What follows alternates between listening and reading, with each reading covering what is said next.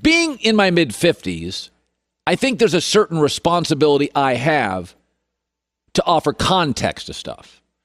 A 20-year-old or a 30-year-old doing what I do just hasn't lived as long.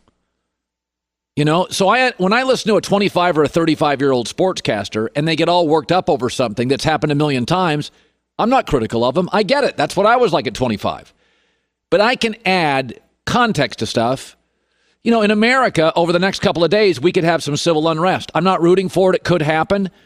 But we had it in the 40s, 50s, 60s, 70s, 80s, 90s. We've had it every decade. And we get through it. We get through it. It's sad. It's ugly. We get through it. Like, I've seen it my whole life. And there's certain things in sports that, I mean, we keep falling for lying politicians, conspiracy theories. People were falling for this crap in the 60s, 70s, 80s. I know my stepdad was. Okay? My dad didn't. My stepdad did.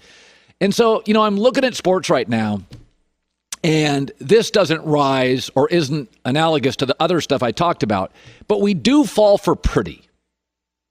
But pretty only wins championships when it's tough. Michael Jordan was pretty, but he was tough. Kobe was pretty, but he was tough. The Kansas City Chiefs were pretty, but they weren't really tough, and Tampa Bay swatted them. Gonzaga was pretty. Baylor could be pretty, but they were tough.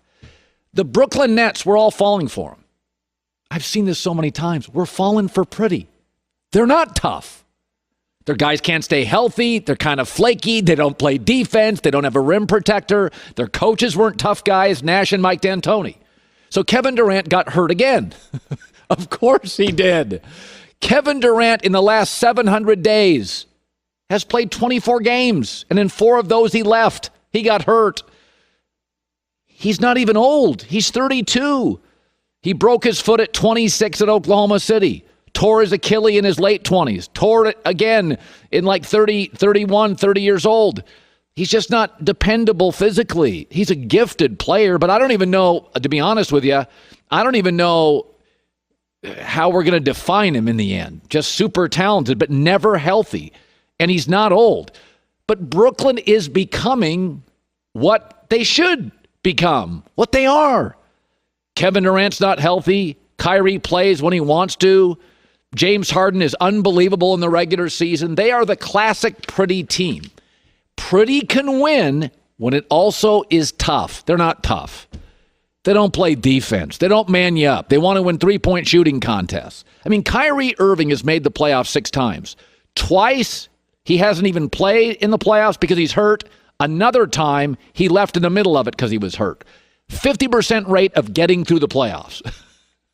And by the way, if you take LeBron out of Kyrie's career and you just go Duke, Cleveland pre-LeBron, Boston, and Brooklyn, he's always hurt or doesn't feel like playing.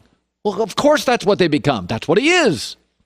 And so when I look at all this stuff, we have this Steven Strasburg in baseball. Brilliant, can't stay healthy. Garoppolo, really talented, can't stay healthy.